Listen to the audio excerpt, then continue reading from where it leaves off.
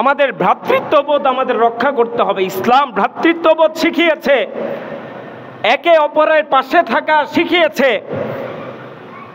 এক ভাই অপর ভাইয়ের সুখে দুঃখে পাশে থাকবে। একটা ঘটনা বলি, এক সাহাবী সে পথ চলার সময় এক ভাইয়ের সাথে সাক্ষাৎ হইল, যে ওই ব্যক্তিটা ক্ষুধায় কাতর হয়ে আছে, ক্ষুধায় কাতর হয়ে আছে। তো ওই আল্লাহর বান্দা ওই ব্যক্তিকে নিয়ে তার বাড়িতে চলল। তার বাড়িতে নিয়ে গিয়ে তার স্ত্রীকে ডাক দিয়ে বলতেছে, বিবি আমার, মেহমান তো ঘরে নিয়ে আসছি, মেহমানদারি করানোর মতো ঘরে কি আছে? মেহমানের অগোচরে আলাপ করতেছে। এবার স্ত্রী ডাক দিয়ে বলতেছে, স্বামী আমার, ঘরের মধ্যে সামান্য কিছু খাবার আছে, যেই খাবারটুকু আমি আমাদের বাচ্চার জন্য রেখে দিয়েছি, এছাড়া আর কোনো খাবার নাই।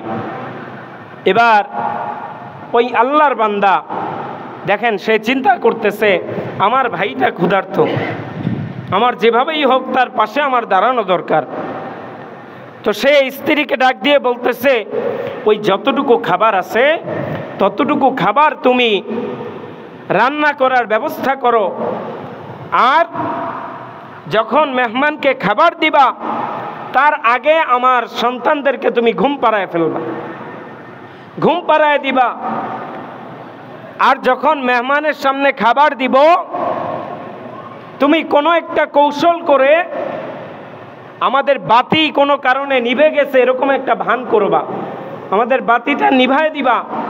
নিভায় দেওয়ার পর মেহমান অন্ধকারে খেতে থাকবে, আর আমরাও তার সামনে খাওয়ার একটা ভান করতে থাকবো।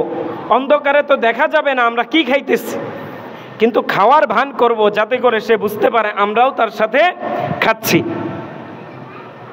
তো এবার স্ত্রী স্বামীর কথা মতো ওই যতটুকু খাবার ছিল এতটুকু খাবার সে রান্না করলো। মেহমানের সামনে খাবার দেওয়ার আগে স্ত্রী তার বাচ্চাদেরকে ঘুম পাড়ায় দিল, ঘুম পাড়ায় দিল।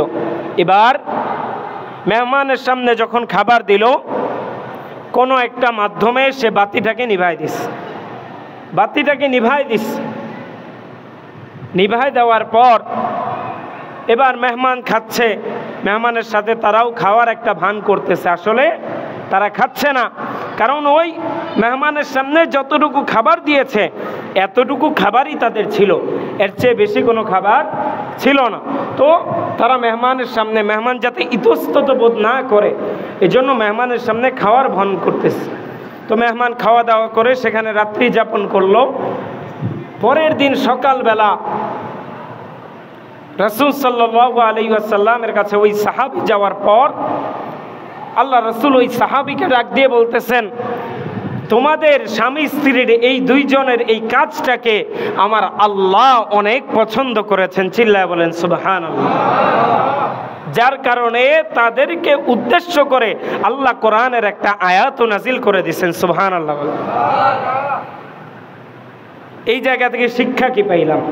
এই জায়গা থেকে শিক্ষা হচ্ছে ভ্রাতৃত্ববোধ। এক ভাই আরেক ভাইয়ের ক্ষুধা দেখে নিজের অবস্থা সে চিন্তা করে নাই, আমার যা আছে আমি তা দিয়ে আমার ভাইয়ের পাশে দাঁড়াবো।